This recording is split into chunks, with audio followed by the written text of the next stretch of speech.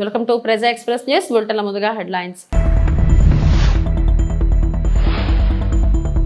దేవినేని ఉమా కుమారుడి వివాహ వేడుకల్లో తెలంగాణ సీఎం రేవంత్.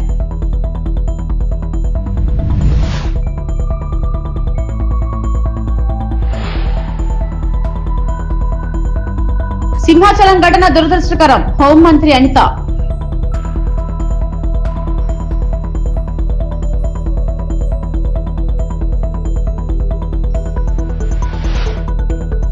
ప్రభుత్వ వైఫల్యంతోనే సింహాచలం దుర్ఘటన, వెల్లంపల్లి.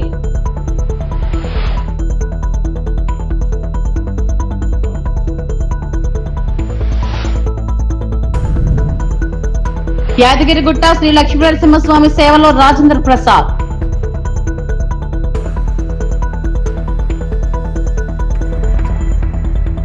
సింహాద్రి అప్పన్న స్వామి చంద్రోత్సవంలో గోడకూలి 7 మృతి చెందడం దురదృష్టకరమని ఏపీ హోంమంత్రి అనిత అన్నారు. భారీ వర్షం కారణంగా ఈ ప్రమాదం జరిగినట్లు తెలిపారు. ఘటనా స్థలంలో సహాయక చర్యలను ఆమె పరిశీలించారు. ఘటనపై పూర్తిస్థాయి దర్యాప్తు చేయించి బాధ్యులపై చర్యలు తీసుకుంటామని అనిత స్పష్టం చేశారు.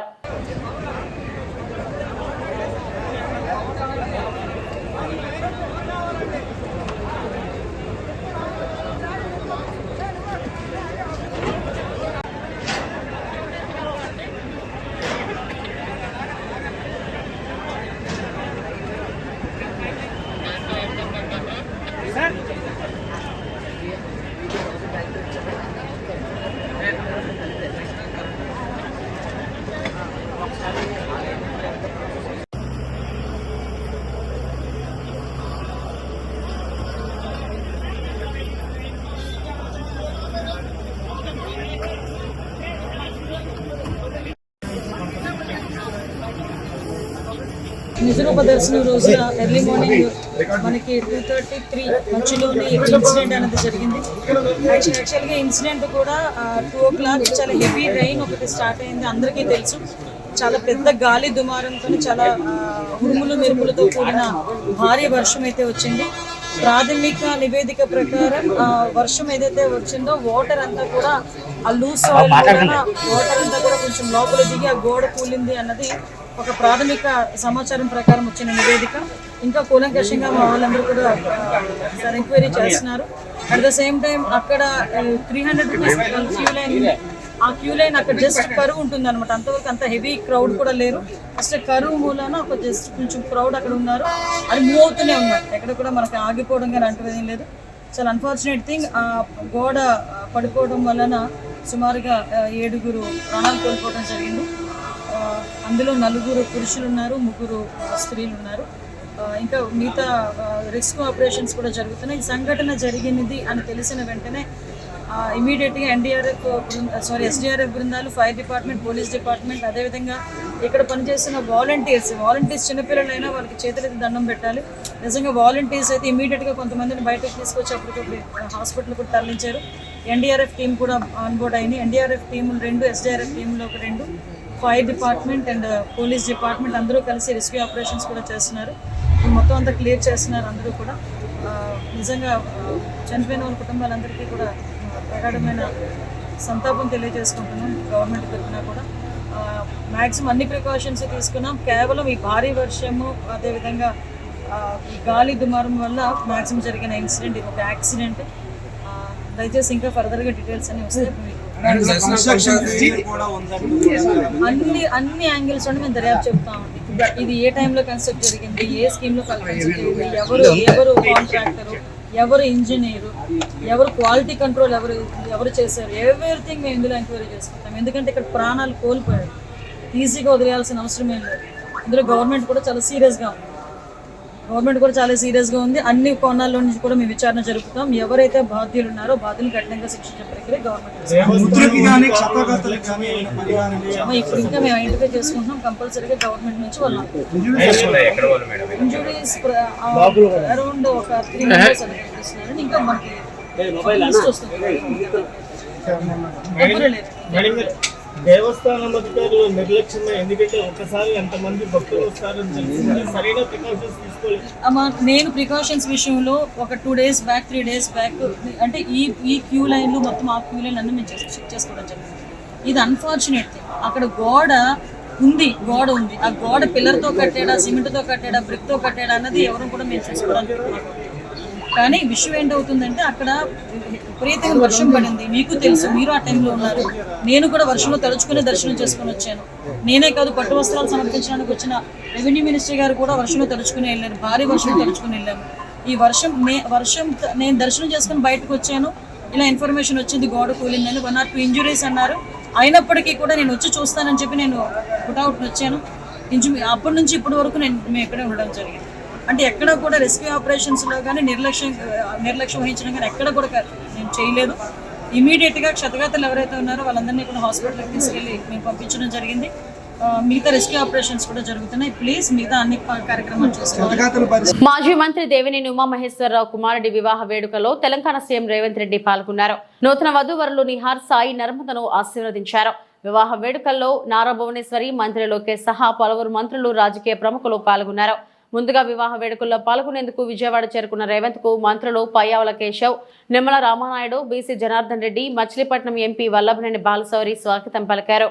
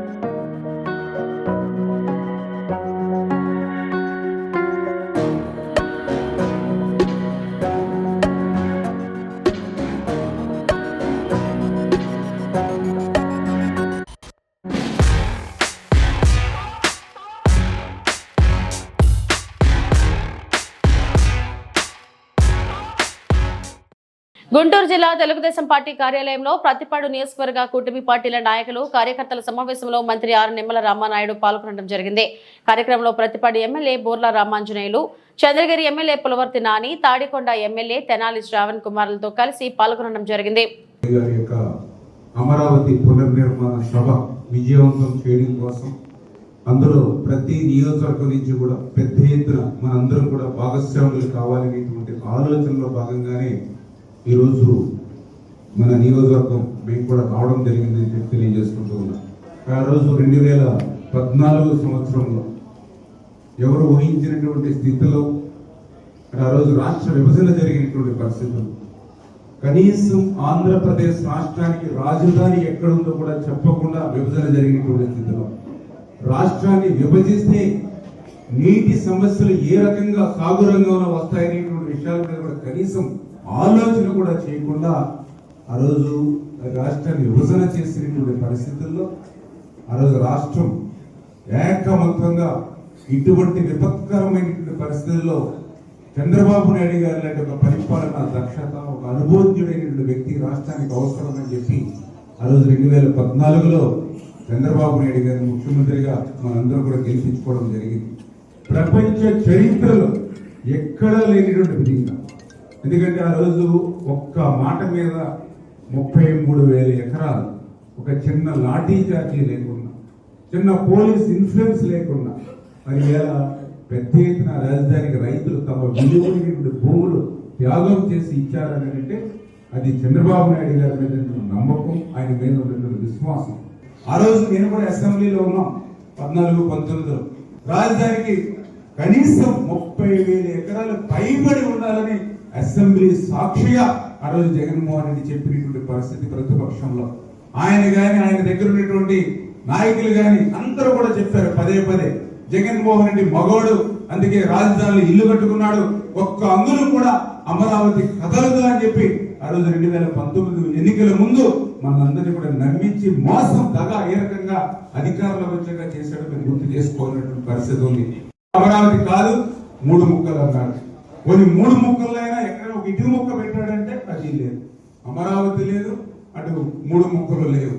ఆ రకంగా మళ్ళీ రాష్ట్రానికి రాజధాని ఏది అని అంటే ఒక విద్యార్థిని ప్రశ్నిస్తే సమాధానం చెప్పలేనటువంటి స్థితికి ఆంధ్రప్రదేశ్ రాష్ట్రాన్ని దిగజారి చేసినటువంటి పరిస్థితి మనందరం కూడా చూసాం. మరి అటువంటి స్థితి నుంచి మళ్ళీ ఈరోజు చంద్రబాబు నాయుడు గారు, ఎందుకంటే మీ అందరి ఆశీర్వాదంతో మళ్ళీ ఈరోజు ఒక ప్రజా ప్రభుత్వం, తెలుగుదేశం, జనసేన, బీజేపీ ఒక ప్రజా ప్రభుత్వం ఈరోజు మళ్ళీ అధికారంలోకి వచ్చింది. అధికారంలోకి వచ్చిన తర్వాత ఏదైతే అమరావతి రాజధానిని మళ్ళీ భవిష్యత్తులో, ఎందుకంటే చాలా మంది ఇప్పటికీ ఈ యొక్క ప్రతిపక్షం వాళ్ళు అమరావతికి 1,00,000 కోట్లు పెట్టుబడి కావాలి ఎక్కడి నుంచి అని. అమరావతికి ₹1 కూడా రాష్ట్ర బడ్జెట్ నుంచి అవసరం లేదు. అమరావతి ఒక సెల్ఫ్ ఫైనాన్స్ ప్రాజెక్ట్. అది అమరావతి నుంచే 1,00,000 కోట్లు ఆంధ్రప్రదేశ్ రాష్ట్రానికి వస్తాయి అన్నటువంటి విషయం తెలిసి కూడా ప్రజలను ఏమార్చి మళ్ళీ మోసం దాకా చేయడానికి, అంటే ఒక్క అబద్ధాన్ని 100 సార్లు చెప్తే అది నిజమవుతుంది అనేటువంటి ఆలోచనతో ఉన్నటువంటి జగన్మోహన్ రెడ్డి ఆయన మొట నిత్యం చేసేటువంటి పని. మరి అటువంటి అమరావతి రాజధాని మళ్ళీ పునర్నిర్మాణం మరి రేపు నరేంద్ర మోడీ గారి యొక్క మరి చేతుల మీదకి పునర్నిర్మాణం ఏదైతే ప్రారంభిస్తున్నారో దాంట్లో ఖచ్చితంగా మనందరం కూడా మన కుటుంబ సభ్యులతో మనందరం కూడా భాగస్వాములు అవ్వాలి.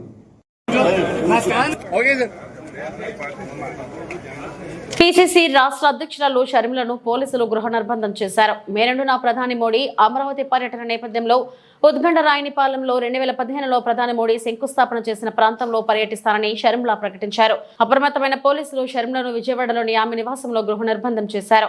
దీనిపై ఆగ్రహం వ్యక్తం చేసిన షర్మిల తనను ఎందుకు గృహ నిర్బంధం చేశారో చెప్పాలంటూ పోలీసులతో వాగ్వాదానికి దిగారు. తనను వెళ్లనివ్వాలంటూ ముందుకు వెళుతుండగా పోలీసులు అడ్డుకునే ప్రయత్నం చేశారు. ఈ క్రమంలో స్వల్ప తోపులాట జరిగింది. కాసేపటి తర్వాత ఆమె రోడ్డు మార్గంలో విజయవాడలోని పార్టీ కార్యాలయానికి వెళ్లారు. రాజధాని అమరావతిపై కాంగ్రెస్ పార్టీ కమిటీ వేస్తేనే కూటమి ప్రభుత్వం ఎందుకు భయపడుతుందని షర్మిల ప్రశ్నించారు. విజయవాడలో ఒక మహిళ మీద, అది కూడా కాంగ్రెస్ పార్టీ చీఫ్ మీద పోలీసుల జులుము జరిగింది. దీనికి చంద్రబాబు గారు, హోమ్ మినిస్టర్ గారు సమాధానం చెప్పాలి. ఈ జులుం మా మీద ఎందుకు జరిగింది? నన్ను హౌస్ అరెస్ట్ ఎందుకు చేయాలనుకున్నారు? 2 రోజులైంది మా పార్టీ తరపున అమరావతి క్యాపిటల్ కమిటీ వేసుకున్నాం. మనకు రాజధాని అమరావతి కాబట్టి ఆ రాజధాని మీద యాక్షన్ ప్లాన్ ఎలా ఉండబోవాలి, అమరావతి రాజధాని మీద రీసెర్చ్ చేయడం అయితేనేమి, యాక్షన్ ప్లాన్ అయితేనేమి, పార్టీ తరపున మేము చేయాల్సిన కార్యక్రమాలు అయితేనేమి, అడగాల్సిన ప్రశ్నలు అయితేనేమి, ఇవన్నీ చూసుకోవడానికి కాంగ్రెస్ పార్టీ అమరావతి క్యాపిటల్ కమిటీని వేసింది. ఇది 28వ తేదీన వేశాము. ఈ రోజు 30వ తేదీ. మేము ఒక కమిటీని వేసుకుంటేనే మీకింత భయం అయితే మరి మీరు ఏమి దాచిపెట్టాలని చూస్తున్నారు? ఈ రోజు కార్యక్రమము కేవలం నేను పార్టీ ఆఫీసుకు వెళ్లి అక్కడ మోడీ గారు అమరావతికి వస్తున్నారు కాబట్టి మా యాక్షన్ ప్లాన్ ఎలా ఉండాలి అని డిస్కస్ చేయడానికి నేను ఆఫీసుకు బయలుదేరితే కూడా నన్ను హౌస్ అరెస్ట్ చేశారు. ఇది ఎక్కడి న్యాయమని అడుగుతున్నాం. ఆ తర్వాత కూడా మోడీని అడగాల్సిన ప్రశ్నలు ఏమిటి అని మా కమిటీ అధ్యయనం చేసింది కాబట్టి, రీసెర్చ్ చేసింది కాబట్టి మేము మోడీ గారిని ఏమి డిమాండ్ చేయాలనుకుంటున్నాము ఇవన్నీ కూడా నేను ఆఫీస్ కు వెళ్లబోయే మీటింగ్ లో డిస్కస్ చేద్దామని వెళ్ళబోతే ఈ రోజు నన్ను హౌస్ అరెస్ట్ చేశారు. ఏమండి, మన ఆంధ్ర రాష్ట్రంలో పబ్లిక్ ఇష్యూస్ గురించి మాట్లాడకూడదా? మీటింగ్లు పెట్టుకోకూడదా? ఏదైనా మీటింగ్లు ప్లాన్ చేస్తే హౌస్ అరెస్ట్ చేస్తారా? ఇదే కూటమి వైఖరియా? ఇలాగే ఉండబోతుందా? వ్యాన్లు పోలీసులను దించారు. మేము కాదు కదా ఇక్కడ లా అండ్ ఆర్డర్ ప్రాబ్లం సృష్టిస్తున్నది. మేము కాదు కదా ఇక్కడ ప్రజలకు అన్యాయం చేస్తున్నది. ఎవరు చేస్తున్నారు? ఒక స్పెషల్ స్టేటస్ విషయంలోనైనా, ఒక పోలవరం విషయంలోనైనా, ఒక రాజధాని విషయంలోనైనా ఎవరు అన్యాయం చేస్తున్నారండి? కనీసం ప్రతిపక్షంలో ఉన్న వాళ్ళ మేము కనీసం ప్రశ్నించడానికి, మేము మీటింగ్లు పెట్టుకుని యాక్షన్ ప్లాన్ ఏంటో డిసైడ్ చేయడానికి కూడా మాకు అధికారం లేదా? మేము అమరావతి క్యాపిటల్ కమిటీని వేస్తేనే మీకంత భయం అయితే ఇక మేము ఏదైనా ప్రొటెస్ట్ చేయాలనుకుంటే ఇక అసలు మమ్మల్ని చంపేస్తారో ఏమో. దేనికి వాడతారో మీ పోలీస్ ఫోర్స్ ని? దేనికి వాడాలనుకుంటున్నారు?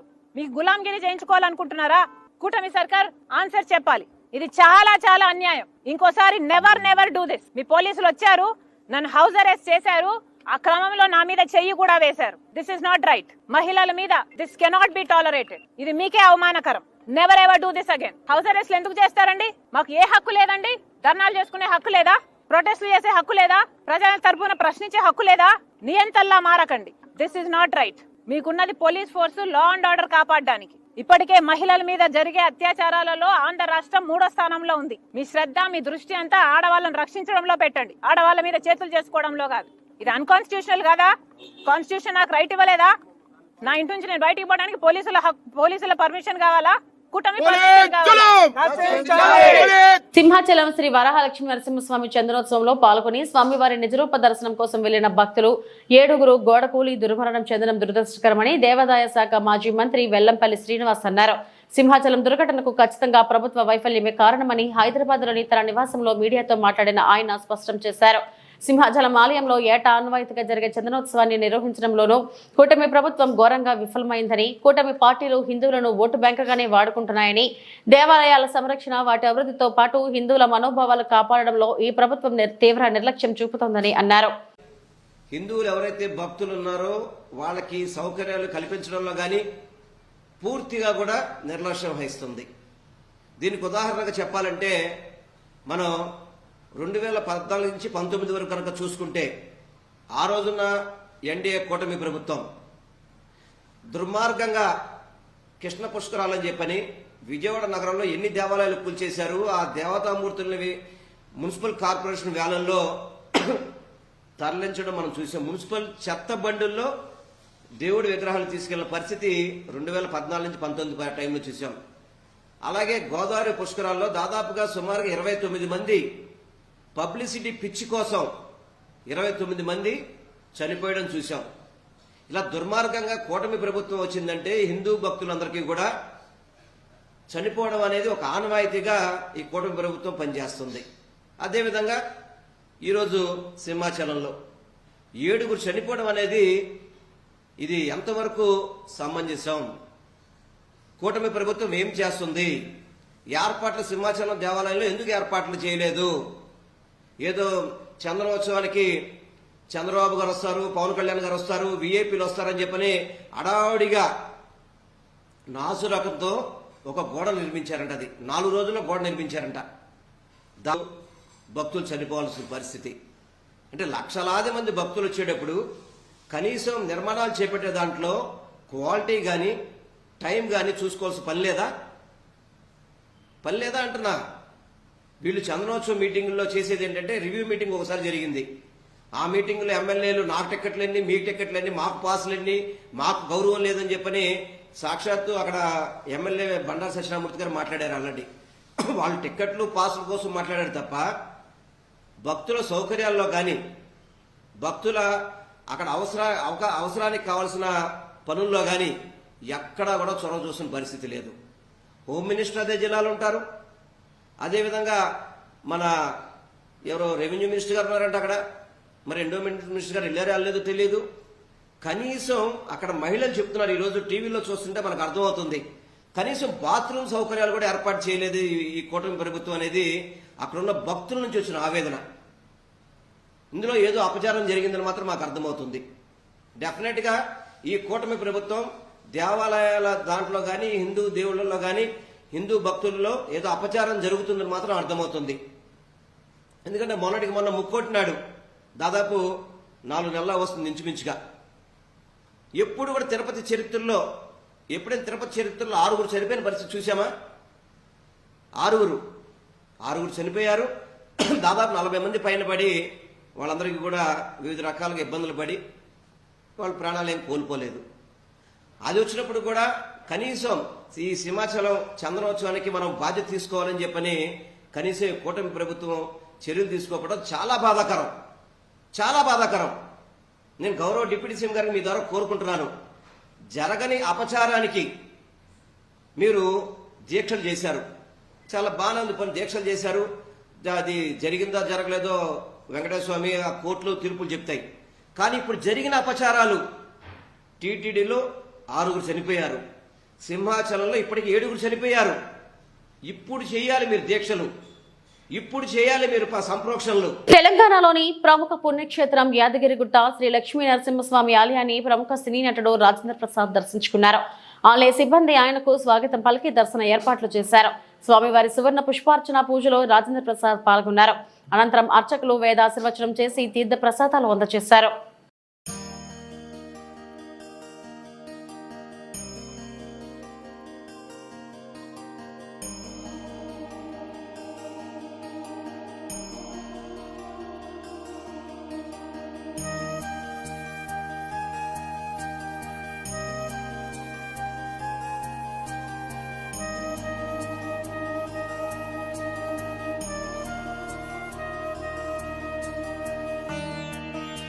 యాదగిరిగుట్ట నరసింహస్వామి వారు పిలుపు మేరకు ఎన్నో సంవత్సరాల తర్వాత నేను ఏమీ కట్టకముందు స్వామివారిని దర్శించుకున్నాను. అప్పుడు ఈ రోజున నా మిత్రుడు రవి పిలవడంతో ఇవాళ మళ్ళీ స్వామివారి దర్శనం వారి పుణ్యంతో చక్కగా దర్శనం చేపించారు. మళ్ళా నాకు పాత రోజులు గుర్తొచ్చినాయి. కానీ ఇంత గొప్పగా డెవలప్ చేసి ఇంత అద్భుతంగా ఈ ప్రాంతాన్ని తీర్చిదిద్దారు. నాకు ఎంత సంతోషంగా ఉందో చెప్పలేను.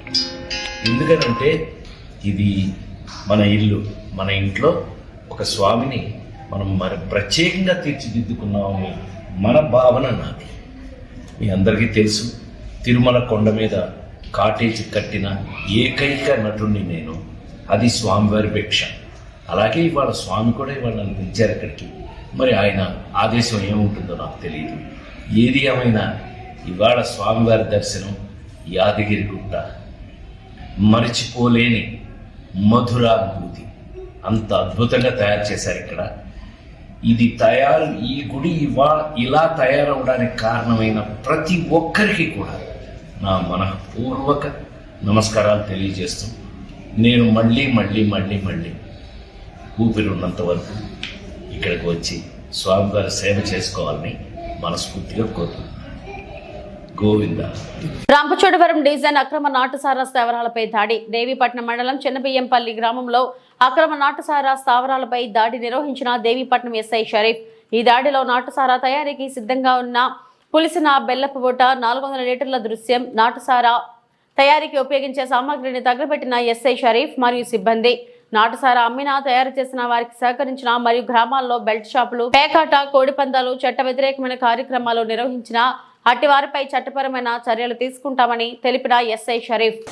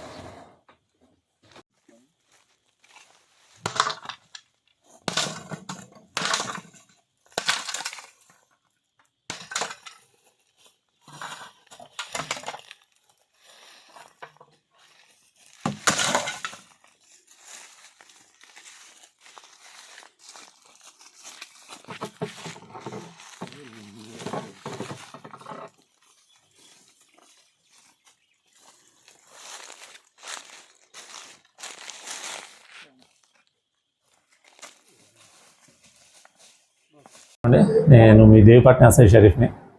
దేవీపట్నం పిఎస్ పరిధిలో అక్రమ నాటుసారా కానీ, బెల్ట్ షాపులు కానీ, ఇప్పటివరకు నాటుసారా వ్యాపారాలు చేసే 11 మందిని అరెస్ట్ చేసి జ్యుడిషియల్ రిమాండ్ పంపడం జరిగింది.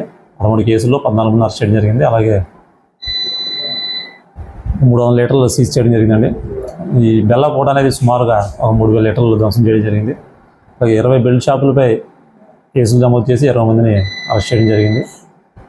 మన పిఎస్ పరిధిలో నాటుసారా కానీ, బెల్ట్ షాపులు నిర్వహించిన లేదా అక్రమ కలప రవాణా చేసిన ఇటువంటి సాంఘిక కార్యక్రమాలు, పేకాట, పొడిపందాల్లో పాల్గొంటే వారిపై చట్టపరమైన చర్యలు తీసుకుంటామండి.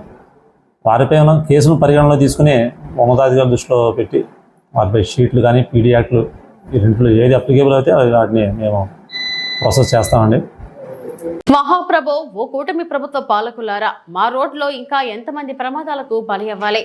ఏలేశ్వరం, అడ్డతీగల మండలాల మధ్యలో రమణీయపేట నుండి గుంటవానిపాలెం, జే అన్నవరం వరకు 17 కిలోమీటర్ల పరిధిలో గత తెలుగుదేశం ప్రభుత్వం నుండి వైఎస్ఆర్ ప్రభుత్వం పాలన పోయి మళ్లీ తెలుగుదేశం కూటమి ప్రభుత్వం అధికారంలోకి వచ్చి సంవత్సరం కావస్తున్నా పట్టించుకొని పాలక కూటమి ప్రభుత్వం.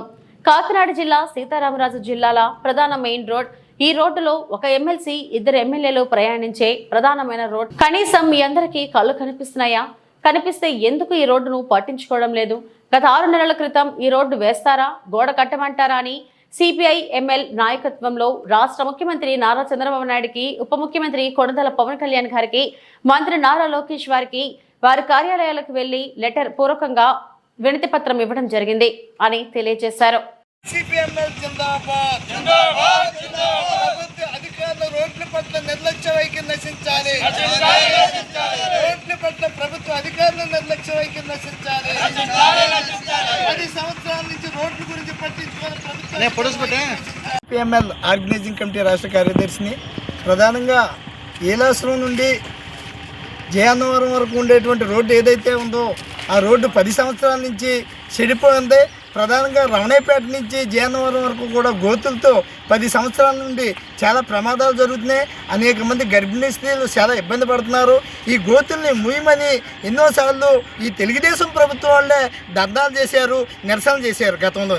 మరి అధికారంలోకి వచ్చిన తర్వాత తెలుగుదేశం నాయకులు నిద్రపోతున్నారా, కళ్ళు కనిపించలేదా అని సిపిఎంఎల్ పార్టీ తీవ్రంగా విమర్శిస్తూ ఉంది. ఎందుకంటే మీరు ఎమ్మెల్యే అవ్వకముందు ఇదే రోడ్డు మీద ధర్నా చేశారు. మీరు ధర్నా చేసి ఇవాళ మీరు నిద్రపోతున్నారు. సంవత్సరం అయింది. సంవత్సరం బట్టి నుంచి కూడా మీరు ఇవాళకే కూడా ఈ గోతుల గురించి కనీసం పట్టించుకోలేదు. రోడ్లు వేయటం లేదంటే మీ యొక్క నిర్లక్ష్య వైఖరి. మేము పవన్ కళ్యాణ్ గారిని కలిసాం, అలాగే లోకేష్ గారిని కలిసాం, చంద్రబాబు నాయుడు గారిని కలిసాం. వీళ్ళందరికీ వినతి పత్రాలు ఇచ్చి ఈ వేళకి 6 నెలలు సుమారు అవుతుంది. వాళ్ళు అత్తమాని కూడా ఫోన్లు రోడ్డు వేస్తున్నారట కదా, రోడ్డు అంతా కూడా లైన్ అయిపోయిందట కదా అని అక్కడి నుంచి మాకు ఫోన్లు వస్తున్నాయి తప్ప ఇక్కడ రోడ్డు వేసిన వాళ్ళు లేడు. ఏంటి ఈ యొక్క సుధాకర్ ఇంకొక వాళ్ళు కాంటాక్ట్ తీసుకుని వాళ్ళు వదిలేశారా, వాళ్ళు వేస్తారా, లేకపోతే వేరే వాళ్ళు కాంటాక్ట్ ఇస్తున్నారా, అసలు ఈ రోడ్డు వేస్తారా వేయరా ఏంటి అని తెలుగుదేశం కూటమి ప్రభుత్వాన్ని మేము తీవ్రంగా విమర్శిస్తూ ఉన్నాం. ఎందుకంటే ఇక్కడ ఒక ఎమ్మెల్సీ వెళ్తాడు, 2 ఎమ్మెల్యేలు వెళ్తారు, ఇంకా ప్రజాప్రతినిధులు అందరూ కూడా ఈ రోడ్డుని వెళ్తున్నారు. ఇది అల్లూరు సీతారామరాజు జిల్లాకి అలాగే కాకినాడ జిల్లాకి ప్రధానమైన రోడ్డు. ఈ రోడ్డు ఏజెన్సీకి సింహద్వారం అయినటువంటి రోడ్డుని ఈ అధికారులు మరి ఎందుకు పాలకులు నిద్రపోతున్నారో మాకు అర్థం అవటం లేదు. అంటే ఈ అధికార పార్టీ నాయకులకి ఏమైనా ఫార్మాలిటీలు కుదరలేదా ఈ రోడ్డు కాంట్రాక్ట్లో వేసే వాళ్ళకి? కృష్ణా జిల్లా మచిలీపట్నం నందు వర్క్ బోర్డు పై అవగాహన సదస్సు కార్యక్రమం నిర్వహించడం జరిగింది. జాతీయ పార్టీ మరియు రాష్ట్ర పార్టీ సూచన మేరకు ఈ రోజు వేమూరి వెంకట సుబ్బయ్య కళ్యాణ మండపం మచిలీపట్నం నందు జరిగిన వక్ఫ్ బోర్డు చట్టంపై అవగాహన సదస్సులో పాల్గొన్న డాక్టర్ ముల్లపూడి రేణుక. ఈ కార్యక్రమంలో బీజేపీ రాష్ట్ర అధికార ప్రతినిధి పి రవికిరణ్, మైనారిటీ మోర్చా రాష్ట్ర జనరల్ సెక్రటరీ సయ్యద్ బాషా, బీజేపీ నాయకులు జిల్లా కన్వీనర్ పి కృష్ణకాంత్, జిల్లా ప్రధాన కార్యదర్శి జిల్లా కన్వీనర్ శేషుకుమార్, పార్టీ నాయకులకు, కార్యకర్తలకు మరియు మైనారిటీ మోర్చా తదితర నాయకులు పాల్గొన్నారు. భారతదేశం సమగ్రంగా ముందుకు వెళ్ళాలి అంటే అన్ని వర్గాలు అన్ని దగ్గర అభివృద్ధి, సమగ్రమైనటువంటి అభివృద్ధి జరిగితేనే ముందుకు మనం ఏదైతే కలలు కంటున్నామో, ఏదైతే మన నినాదం ఉందో వికసిత్ భారత్, అది సాధించాలి అంటే సమాజంలో ఉన్న అన్ని వర్గాలు బాగుండాలి, సంతోషంగా ఉండాలి, అభివృద్ధి చెందాలి అనేటువంటి ఆలోచనతో వారు చేస్తున్నటువంటి కార్యక్రమాలు, ఒకవైపు అభివృద్ధి కార్యక్రమాలు, మరొక వైపు సంక్షేమ కార్యక్రమాలు, మరొక వైపు విప్లవాత్మకమైనటువంటి మార్పులు. ఏదైతే దశాబ్దాలుగా 1-2 శతాబ్దాలుగా పెండింగ్ లో ఉన్నటువంటి సమస్యలు కూడా ఇవాళ మనం పరిష్కారం చేస్తున్నటువంటి ఒక చారిత్రాత్మకమైనటువంటి మార్పులు వచ్చినటువంటి సందర్భంలో వీటన్నిటిని కూడా మనం ప్రజలకు తీసుకెళ్ళాలి, ప్రజలకు చెప్పాలి. చెయ్యటం ఎంత ముఖ్యమో చేసింది చెప్పుకోవడం అంతకన్నా ముఖ్యం రాజకీయాల్లో. లేనట్లయితే మనం చేసిన పని తెలుస్తుందిలే అనుకునే అప్పటికి మరి మనకి జరగవలసినటువంటి నష్టం 10 చేసి నష్టపోయేటువంటి పరిస్థితి ఉంటుంది. కాబట్టి ఈరోజు ఏదైతే ఇంతకు ముందు రవికిరణ్ గారు చెప్పారు, చాలా అంశాలు వారు స్పృశించారు. ఈ యొక్క చట్టం గురించి కూడా ఎలా ఉంది అవన్నీ కూడా వారు చెప్పారు. మనకి చాలా చారిత్రాత్మకమైనటువంటి బిల్స్ను మనం ప్రవేశపెట్టడం జరిగింది. ఒక మహిళా బిల్ కానీ, అయోధ్య రామ మందిరం నిర్మాణం కానీ, మరి పౌరసత్వ సవరణ చట్టం కానీ, అలాగే ట్రిపుల్ తలాక్ బిల్ కానీ, ఇవాళ వచ్చినటువంటి ఈ యొక్క వక్ఫ్ బిల్ అమెండ్మెంట్స్ కానీ, అమెండ్మెంట్ యాక్ట్ కానీ, మరి ఆ రోజు కూడా ఇదే ప్రచారం చేశారు. ఒక్కసారి మీరు ముందుకెళ్ళండి. మన పౌరసత్వం సవరణ చట్టం తీసుకొచ్చినప్పుడు కూడా ఇదే కాంగ్రెస్ కమ్యూనిస్టు పార్టీలు ప్రచారం చేశారు. మళ్ళీ ముస్లింలందరికీ కూడా పౌరసత్వం కోల్పోతారు, దేశ బహిష్కరణ చేస్తారు అని చెప్పి ఎక్కడెక్కడ మతపరమైనటువంటి విద్వేషం కలిగించాలో ఆ ప్రాంతాలను సృష్టించి అక్కడ భయాందోళనలు క్రియేట్ చేసి అక్కడ రాజకీయ లబ్ధి పొందాలనేటువంటి ఆలోచన చేసినటువంటి పార్టీ కాంగ్రెస్ కమ్యూనిస్ట్ పార్టీ. అదే మాదిరిగా తర్వాత మనం చూసాం, మనకి ట్రిపుల్ తలాక్ బిల్ వచ్చింది. ట్రిపుల్ తలాక్ విషయంలో కూడా సేమ్ మళ్ళీ ఇప్పటిలాగానే ఇప్పుడు ఎలా అయితే అక్కడక్కడ అడప మనం చూస్తున్నామో నిరసనలు ఆ రోజు కూడా చేశారు. కానీ ఎక్కడ కూడా ఇస్లాంలో మన దేశంలో తప్ప ఎక్కడ కూడా ట్రిపుల్ తలాక్ అనేటువంటిది 3 సార్లు వాట్సాప్లో చెప్పినా ఫోన్లో చెప్పినా అది వ్యాలిడ్ అవుతుంది అనేటువంటిది ఎక్కడా లేదు. దాని మూలంగా ముస్లింలో సగభాగమైనటువంటి మహిళలు ఎప్పుడూ కూడా అభద్రతా భావం, ఏ నిమిషం ఏమవుతుందో వాళ్ళ యొక్క జీవితాలు అనేటువంటి ఒక భయాందోళనలో ఉన్నటువంటి ఇవి ఇప్పటివరకు నా బులెటిన్ అప్డేట్స్. నమస్తే.